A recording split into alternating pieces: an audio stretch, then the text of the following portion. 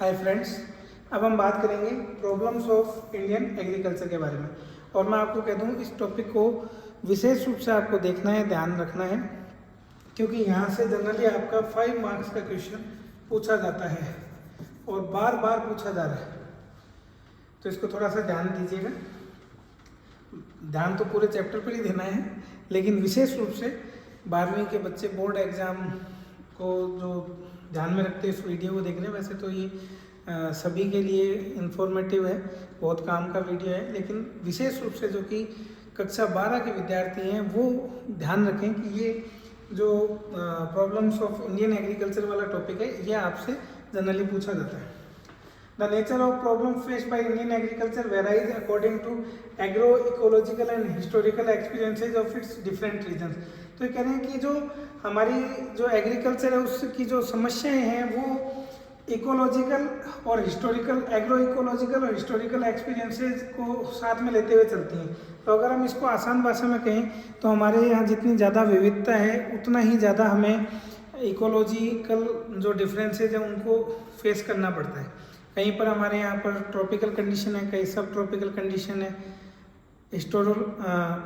अगर हम कहें कि ऐतिहासिक कारण भी हैं जो कि हमारी कृषि को प्रभावित करते हैं तो वो भी गलत नहीं होगा कहना।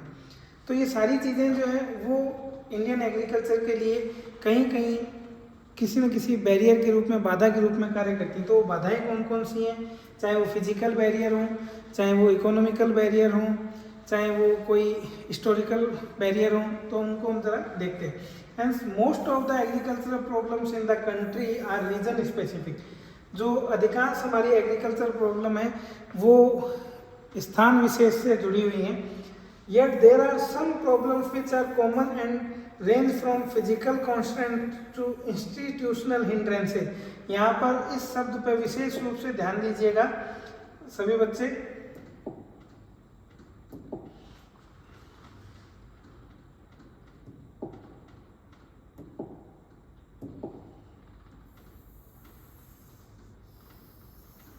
Physical constants to institutional hindrances. अपनी नोटबुक में भी आप इसको बुक में भी कर लीजिएगा इसी प्रकार से जैसे मैंने किया है। बहुत इंपॉर्टेंट है ये, और मैं इसको इम्पोर्टेंट इतना बार बार क्यों कह रहा हूँ तो ये ध्यान दीजिए। इसमें आपको जनरली बस ये एक लाइन लिखी हुई आ जाती है और उसके बाद आपको इंडियन एग्रीकल्चर की प्रॉब्लम पूछ ली जाती है। फिजिकल कॉन्स्टेंट्स तो कहीं पर हमारे यहाँ ड्रॉट कंडीशन है, कहीं पर बहुत ज़्यादा बारिश हो रही है, कहीं पर बारिश जो है वो एकदम से बस्ट ऑफ द मानसून हो गया, कहीं काफ़ी सारे स्पेल जो हैं वो ऐसे चले गए कि बारिश हुई नहीं, कभी जो है हेल स्टॉर्म, ओलावृष्टि हो गई, खड़ी खड़ी फसल जो है वो बर्बाद हो गई, कभी टेम्परेचर एकदम से इतना बढ़ गया और 8-10 दिन तक बहुत तेज़ गर्मी पड़ी, फसल सूख गई। ये सब क्या है, फिजिकल कॉन्स्टेंट्स। तो इंस्टीट्यूशनल हिंड्रेंसेज ये थोड़ा सा समझना और ज़्यादा आवश्यक है। इंस्टीट्यूशनल हिंड्रेंसेज से क्या मतलब है कि इस प्रकार की समस्याएं हो जाती हैं कि व्यक्ति चाहकर भी उनसे आगे नहीं बढ़ पाता। जो जिन समस्याओं को हम इंस्टीट्यूशनल पिछड़ेपन के कारण से कह सकते हैं, सांस्थानिक पिछड़ेपन के कारण से या बाधाओं के कारण से दूर नहीं कर पा रहे। जैसे कि हमने प्रयास किया, अभी हमने पीछे पढ़ा था फार्मर पोर्टल के बारे में, तो उसके माध्यम से हम सॉइल फर्टिलिटी का चेक कर रहे हैं। तो किसानों को जो है कई बार ये समझ ही नहीं होती कि कौन सी फसल जो है वो बोनी है। कई बार उनको जो है कर्जे के बोझ में दब जाते हैं, कई बार उन्हें जो है ये आइडिया नहीं चल पता कि नेचुरल कैलामिटी जो है उसका प्रभाव हो सकता है अगले 2-4-5 दिन में। तो बढ़िया फसल हो रखी है, इसको हम जो है जल्दी से जल्दी काट कर अलग कर लें। फसल को काट कर रख भी लिया तो उसके स्टोरेज की प्रॉब्लम है, स्टोरेज भी कर लिया तो उसको कितने लंबे समय तक स्टोरेज करना है उसकी प्रॉब्लम है। तो ये सारी प्रॉब्लम्स क्या हैं, ये प्रॉब्लम आपकी इंस्टीट्यूशनल हिंड्रेंसेज है। तो इसको थोड़ा सा समझिएगा। डिटेल डिस्कशन जो है इन प्रॉब्लम्स पे किया गया है, तो हम थोड़ा सा देखते हैं आगे। वेरी फर्स्ट दिया हुआ है डिपेंडेंस ऑन इरेटिक मानसून। तो ये आप सब लोग बहुत बेहतर से जानते हो कि ओनली 33% पार्ट जो है हमारा वही इरिगेशन के द्वारा कवर होता है। बाकी हमारे यहाँ पर जो एग्रीकल्चर है वो किस प्रकार की एग्रीकल्चर है, रेन फेड एग्रीकल्चर है। हम किस पे डिपेंड करते हैं, बारानी जो एग्रीकल्चर करते हैं और रेनफॉल पे डिपेंड करते हैं। तब जब आप रेनफॉल पर बहुत ज़्यादा डिपेंड करोगे तो जब भी मॉनसून जो है इरेटिक का मतलब कि रेगुलर नहीं है, गड़बड़ हुआ, कभी आगे पीछे हो गया, उस स्थिति में आपकी फसल जो है वो खराब हो जाएगी। अगर रेनफॉल ज़्यादा हो गया तो फसल जो है वो गल के सड़ जाएगी, रेनफॉल कम हुआ तो सूख कर जल जाएगी। तो उन स्थिति में जो है क्रॉप फेलियर के चांसेस बहुत ज़्यादा रहते हैं। तो crop production in rest of the cultivated land directly depends on rain. Poor performance of south west monsoon, हमारे यहाँ जो मानसून आता है वो कैसा आता है, इंडिया में साउथ वेस्ट मानसून आता है। Also adversely affect the supply of canal water for irrigation on the, हाँ ये कह रहे हैं कि इसके साथ साथ बारिश नहीं हो रही वो तो है ही है, जो हम इरिगेशन कर रहे हैं वो इरिगेशन के लिए कैनाल में वाटर कहाँ से आ रहा है, रिवर्स के द्वारा आ रहा है।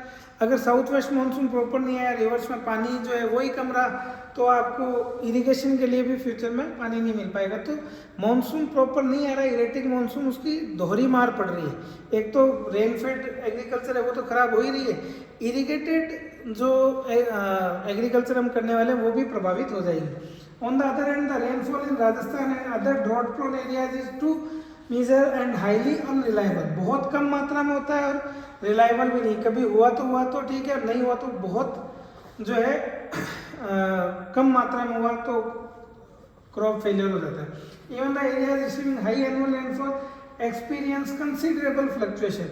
इसी प्रकार से जहाँ हाई एनुअल रेनफॉल होता है वहाँ भी इस प्रकार की परिस्थिति देखने में आती है कि कभी बारिश बहुत ज़्यादा होगी, कभी बारिश कम रहेगी।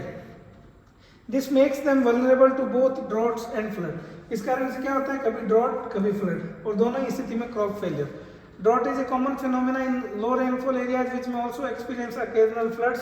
Flash flood in dry lands of Maharashtra, Gujarat, Rajasthan 2006 और 17 में जो बाढ़ आई थी, फ्लड कंडीशन बनी थी, उसके बारे में कौन नहीं जानता कि भाई कितना नुकसान हुआ था उस समय। Drought and floods continue to be the twin menace in Indian agriculture. जो ये सूखे की स्थिति है और जो अतिवृष्टि और उसके बाद में जो बाढ़ आना, फ्लड कंडीशन, ये दोनों ही इंडियन एग्रीकल्चर के लिए बड़ा खतरा साबित हुआ है। उसके बाद दूसरी बड़ी समस्या है हमारे लो प्रोडक्टिविटी की। हालांकि हमने high yielding variety seeds use कर रहे हैं, लेकिन जब हम वर्ल्ड लेवल पर कंपेयर करते हैं तो हमारे जो प्रोडक्टिविटी है वो लो रहती है। तो आप इसको देखें, इंटरनेशनल लेवल पर yield of the crop in the country is low. Per hectare output of most of the crops such as rice, wheat, cotton, oilseeds in India is much lower than that of the USA, Russia, Japan. अगर हम international level पे USA, Russia, Japan से तुलना करें तो हमारे यहाँ पर उनकी तुलना में पर एकड़ जो उत्पादन है वो काफ़ी कम होता है, प्रति एकड़ उत्पादन काफ़ी कम होता है, पर एकड़ प्रोडक्शन जो है वो कम है। Because of the very high pressure on the land resources, the labor productivity in Indian agriculture is also very low in comparison to international level. हमारे यहाँ पर जो है लैंड रिसोर्सेज पर प्रेशर बहुत ज़्यादा रहता है, क्योंकि हमारी पॉपुलेशन साइज़ काफ़ी बड़ा है, तो उस पॉपुलेशन की डिमांड्स को पहले पूरा करना है, उसके कारण से लैंड रिसोर्सेज पर बहुत ज़्यादा हाई प्रेशर रहता है। और उसके कारण होगा क्या कि पहले से ही आपकी जो है एक ज़मीन है, छोटा टुकड़ा है, उसके ऊपर बहुत ज़्यादा लोग जो है एग्रीकल्चर कर रहे हैं। एक्चुअल में अगर मैं इस कंडीशन को आपको समझाऊं, लो प्रोडक्टिविटी में इंडिया के साथ क्या प्रॉब्लम आ रही है, तो अगर ये एकड़ लैंड का टुकड़ा है, इस पर दो लोगों की नीड है कि दो जने जो है इस पर एग्रीकल्चर करेंगे। लेकिन हमारे यहाँ पर आपको मैंने पहले भी इसी चैप्टर में चर्चा करते हुए बताया था कि 50% जो हमारी जनता है वो आज भी प्राइमरी एक्टिविटीज़ में लगी हुई है। तो एक्चुअल में लगे हुए 5 व्यक्ति, नीड कितने की है, 2 की, तो जो लेबर प्रोडक्टिविटी है वो क्या आ गई, लो आ गई। ये भी हमारे यहाँ देखने में आता है। The vast rainfed areas of the country, particularly dry lands, हमारे जो रेनफेड एरियाज हैं वो ज़्यादातर वो है जहाँ पर ड्राई लैंड फार्मिंग देखने को मिलती है, मतलब कोर्स जो सेरियल्स हैं उनकी एग्रीकल्चर की जाती है और जैसे तैसे बचाने की कोशिश की जाती है कि भाई किसी प्रकार से इतना खाने पीने के लिए हो जाए कि सब्सिस्टेंस जो है वो नीड्स पूरी हो जाए। Which mostly grow coarse cereals, pulses and oil seeds have low yields. इनकी पहले से ही पैदावार कम होती है। जब अपन ने पल्सेज के अंदर, दालों के अंदर अरहर की बात की थी, तो आपको शायद ये मेरा लो प्रोडक्टिविटी के बारे में जो बता रहा हूँ समझ में आई होगी बात। तीसरी बात देखिए, constraints of financial resources and indebtedness. अब पैदावार करनी है, हाई यील्डिंग वैरायटी सीड्स भी चाहिए, इरिगेशन फैसिलिटी भी आप लाना चाहते हैं, आप ये भी चाहते हैं कि केमिकल फर्टिलाइजर्स का भी यूज़ कर लूँ, तो उसके लिए क्या चाहिए? पैसा चाहिए। अब पैसा चाहिए तो या अमाउंट चाहिए आपको उसके लिए कुछ, तो उसके लिए क्या करना पड़ेगा? आपको फाइनेंशियली नीड होगी। उस फाइनेंशियल रिसोर्सेज के लिए आप क्या करेंगे? उधार लेंगे। अब अगर किसी भी कारण से क्रॉप फेलियर हो गया तो उस स्थिति में क्या होगा? इंडेप्टनेस जो है, डेब्ट ट्रैप जो है वो चालू हो जाएगा। और इस डेब्ट ट्रैप में जो मार्जिनल लैंड वाले जो फार्मर्स हैं उनकी वो मार्जिनल लैंड भी चली जाती है। तो ये बहुत बड़ी समस्या है। हमें इसके सुधार के लिए, फाइनेंशियल इंक्लूजन करने के लिए प्रयास जो है भारत सरकार कर रही है और बढ़ाने पड़ेंगे। The inputs of modern agriculture are very expensive. चाहे वो आप एग्रीकल्चरल इनपुट ले लो, चाहे वो ट्रैक्टर है या फिर कोई ऐसी मशीनरी है जो हार्वेस्टिंग के काम में आ रही है, या फिर जो है हाई यील्डिंग वैरायटी सीड्स है, मोटर्स है, पंप्स हैं, पाइप्स है, या इरिगेशन हम नहीं भी कर रहे हैं तो रेन फेड एग्रीकल्चर भी है, तो भी उसमें कुछ हद तक आपको जो है बीज जो है वो तो कम से कम लेने ही पड़ेंगे। एक गरीब किसान है जिसका अपनी आजीविका ही नहीं चला पा रहा है, बहुत मुश्किल से सर्वाइव कर रहा है, तो वो कहाँ से लाएगा? तो ये बड़ी भयानक स्थिति है, वो डेब्ट ट्रैप में इससे डूबते जाते हैं। This resource intensive approach has become unmanageable for marginal and small farmers as they have very meagre और no saving to invest in agriculture. इनके पास पहले से ही पैसा नहीं है, सेविंग इनकी है नहीं, तो ये किस प्रकार से जो है एग्रीकल्चर एक्टिविटी में इनपुट डालेंगे? To tide over these difficulties most of such farmers have restored prevailing credit from various institutions and money lenders. और इस स्थिति में जब ये देखते हैं कि हो सकता है कि इस बार पैदावार अच्छी हो जाए, तो वो क्या करते हैं कि जो है इंस्टीट्यूशन से किसी NBFC non banking financial firm वगैरह जो है उनसे उधार लेने की कोशिश करेंगे, या मनी लेंडर्स से उधार लेंगे, और उसमें क्या होगा? क्रॉप फेलियर की स्थिति में वो डेब्ट ट्रैप में आ जाएंगे। Crop failures and low return from agriculture have forced them to fall in the trap of indebtedness. तो जो है वो उधार की स्थिति में आ जाएंगे और हो सकता है कि उनकी जो ज़मीन है वो भी बिक जाए। अब इसके अलावा कह रहे हैं कि जो लैंड रिफॉर्म्स हैं वो भी प्रॉपर नहीं हुए, और जो हुए भी हैं उनको प्रॉपर मॉनिटर नहीं किया गया कि वो जो है सही से लागू हुए या नहीं हुए। इसमें आपको बताया गया कि महलवाड़ी, रायतवाड़ी, जमींदारी जो सिस्टम थे ड्यूरिंग ब्रिटिश पीरियड में, 3 रेवेन्यू सिस्टम हुआ करते थे। इन सिस्टम्स में जो ये जमींदारी था ये मोस्ट एक्सप्लोइटेटिव सिस्टम था किसानों के लिए। After independence land reforms were accorded priority but these reforms were not implemented effectively. इन सब से छुटकारा दिलाने के लिए भारत सरकार के द्वारा जो है नए नियम लाए गए, सुधार किए गए, लेकिन उन सुधारों को मजबूती से लागू नहीं किया गया, या जितना बढ़िया से उनका इम्प्लीमेंटेशन होना चाहिए था वो प्रॉपर तरीके से नहीं हो पाया due to lack of strong political will, क्योंकि इसके पीछे मजबूत राजनीतिक इच्छा शक्ति की कमी थी। उसका जो है पालन उतने जितना होना चाहिए था उतनी कड़ाई से नहीं हो सका। Most of the state governments avoided taking politically tough decisions which went against strong political lobbies of landlords। जो लैंडलॉर्ड्स की लॉबीज थी उनके खिलाफ जाके सरकारें बहुत मजबूती से निर्णय नहीं ले पाई, और उसका परिणाम ये हुआ कि जो ये सिस्टम बने हुए थे ये सिस्टम दबे छिपे रूप में कहीं ना कहीं आफ्टर इंडिपेंडेंस भी चलते रहे। Lack of implementation of land reforms has resulted in continuation of iniquitous distribution of cultivable land which is determined to agricultural development. और इसका प्रभाव ये हुआ कि एग्रीकल्चरल डेवलपमेंट जो था वो उतना ज़्यादा नहीं हो पाया, एग्रीकल्चरल लैंड जो थी उसका भी इक्वल डिस्ट्रीब्यूशन नहीं हो पाया। इन सब चीज़ों के चलते जो है एग्रीकल्चर में समस्याएं बनी रही। फिर एक चीज़ आती है small farm size and fragmentation of land holdings.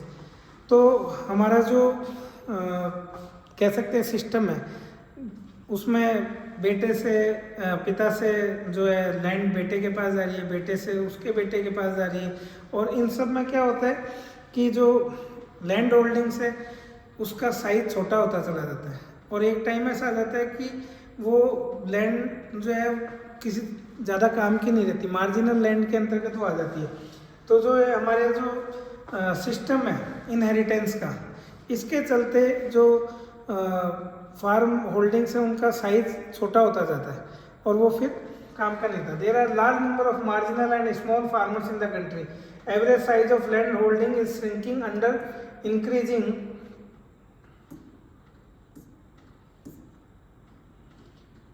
Population pressure. जितना पॉपुलेशन बढ़ती जा रही है उतना लैंड होल्डिंग्स का साइज जो है छोटा होता जा रहा है। जैसे मैंने आपको भी उदाहरण से बताया ना कि भाई राम का बेटा श्याम, श्याम का राम के 2 बेटे, फिर आप कह सकते हो हीरा मोती, हीरा मोती के फिर 2 बेटे, हीरा के 2 बेटे राम श्याम, अब राम श्याम के फिर 2 बेटे। तो इस प्रकार से ये जो सिस्टम चलता चला जाएगा, उसमें क्या होगा कि जो कोई टाइम में जो फोर फादर्स के पास जो लैंड थी 100 एकड़, फिर उसके बाद 2 भाइयों में 50-50 एकड़ बढ़ गई, फिर उनके बेटों में जो है 25-25 एकड़ बढ़ गई, फिर उनके बेटों में फिर से जो है वो लैंड 5-5 एकड़ बढ़ गई। तो उससे जो लैंड होल्डिंग्स है उसके साइज में कमी आती चली जाएगी। Furthermore in India the land holdings are mostly fragmented. There are some states where consolidation of holdings has not been carried out even once. और कई तो ऐसे राज्य हैं जिनमें एक बार भी जो कंसोलिडेशन ऑफ लैंड होल्डिंग्स है वो किया ही नहीं गया है, जिसको चकबंदी वगैरह भी कहा जाता है। Even the states where it has been carried out once, second consolidation is required as land holdings have fragmented again in the process of division of land among the owners of next generation. जो next generation है उसमें land बढ़ती चली जाती है और consolidation of land होता नहीं है। उसके कारण क्या हो जाता है कि सबसे बड़ी समस्या जो पैदा होती है वो क्या है, small size fragmented land holdings are uneconomic. आप उसमें जो खेती कर रहे हो उसमें इनपुट का खर्चा इतना ज़्यादा आ जाएगा कि आउटपुट से जो लाभ मिलना है वो लाभ नहीं रह के आपके नुकसान के रूप में होगा। तो वो फ्रेगमेंटेड लैंड होल्डिंग्स जो है उनसे अनइकोनॉमिक हो जाती है एग्रीकल्चर एक्टिविटी। उसके अलावा लैक ऑफ कॉमर्शलाइजेशन, हमारे यहाँ जो एग्रीकल्चर है उसका कॉमर्शलाइजेशन उतना नहीं हुआ। हम आज भी जो है सबसे प्राथमिकता जो है सब्सिस्टेंस एग्रीकल्चर को ही दे रहे हैं। आज भी जो रूरल इकोनॉमी है वहाँ पर आप देखोगे कि आज भी जो है अपने साल भर के लिए खाना जो है वो पैदा कर ले, उसके बाद फिर जो बचता है उससे वो फसल को मार्केट में बेचते हैं और उससे उनका जो भी जीवन स्तर है उसको चलाने के लिए, बच्चे की फीस भरने के लिए, शादी ब्याह के लिए, घर की मरम्मत के लिए, उन सब में जितना भी थोड़ा बहुत बच पाता है उससे काम चलाते हैं। तो large number of farmers produce crops for self consumption. आज भी हमारे यहाँ पर बहुत बड़ी संख्या में जो किसान हैं वो सेल्फ कंजप्शन के लिए ही जो है फसलों को बो रहे हैं। कॉमर्शलाइजेशन प्रॉपर नहीं हुआ है। These farmers don't have enough land resources to produce more than their requirement. अपनी ज़रूरत से ज़्यादा जो है खेती करना, पैदावार कर लेना वो उनके बस की बात नहीं है, क्योंकि उनके पास में जो है लैंड रिसोर्सेज बहुत सीमित हैं। ज़्यादातर वो क्या है, छोटे किसान हैं। Most of the small and marginal farmers grow fruit grains which are mean for their own family consumption. उनके खुद के परिवार के लिए ही काम में आ जाती है। Modernisation and commercialisation of agriculture have however taken place in the irrigated area. अगर कहीं हमारे यहाँ पर जो कॉमर्शलाइजेशन हुआ है या थोड़ा बहुत जो है हमारे लाभ की स्थिति बनी है वो कहाँ बनी है, जहाँ पर इरिगेटेड एरियाज है। तो इसीलिए तो मैंने एक टर्म काम में ली थी, उस समय ध्यान हो आपको कि जहाँ भी इरिगेशन है और ग्रीन रेवोल्यूशन हुई थी उसने क्या पैदा कर दिया, रीजनल डिस्पैरिटी। एक रीजन जो है डेवलप हो गया, एक रीजन लेस डेवलप रह गया। ये चीज़ है, वही उसी बात को फिर से दोहराया जा रहा है। एग्रीकल्चर में जो है उसके लिए एक बड़ी चुनौती है वास्ट अंडर एम्प्लॉयमेंट। इसमें क्या होता है, जिसको अपन जो है डिस्गाइज अनएम्प्लॉयमेंट भी कहते हैं, प्रच्छन्न बेरोजगारी भी कहते हैं हिंदी में, वो वास्ट अंडर एम्प्लॉयमेंट यहाँ पर देखने को मिलता है। There is a massive under employment in the agriculture sector in India, particularly in the unirrigated tracts. जहाँ पर जो है इरिगेशन फैसिलिटी नहीं हो रही वहाँ पर अंडर एम्प्लॉयमेंट जो है वो बहुत ज़्यादा देखने में आता है।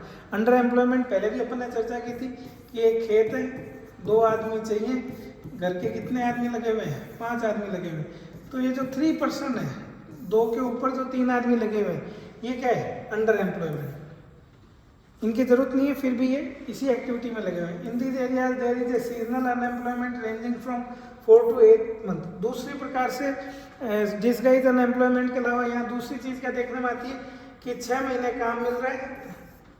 इस 6 महीने में तो ठीक है, ओके, आपको काम मिल रहा है। इस 6 महीने में क्या है, आप बड़ी प्रॉब्लमेटिक कंडीशन में, आपके पास करने के लिए काम ही नहीं है। Even in the cropping season, work is not available throughout as agricultural operation are not labor intensive. बहुत सी जगह जहाँ मशीनों का ऐसे काम बढ़ रहा है तो वहाँ लेबर को आज भी जो है ये स्थिति फेस करनी पड़ रही है कि उसको काम नहीं मिल पा रहा है। People engage in agriculture don't have the opportunity to work around the year. और जो एग्रीकल्चर एक्टिविटी में लोग लगे हैं उनको पूरे साल भर काम नहीं मिल पा रहा है। उसके अलावा जो लास्ट प्रॉब्लम है वो है डिग्रेडेशन ऑफ कल्टीवेबल लैंड। जो हमारी लैंड है उसकी क्वालिटी जो है वो कंटिन्यूसली डिग्रेड होती जा रही है। One of the serious problem that arises out of faulty strategy of irrigation and agricultural development is degradation of land resource. पहली बात तो हमारे यहाँ पे लैंड ही कम है।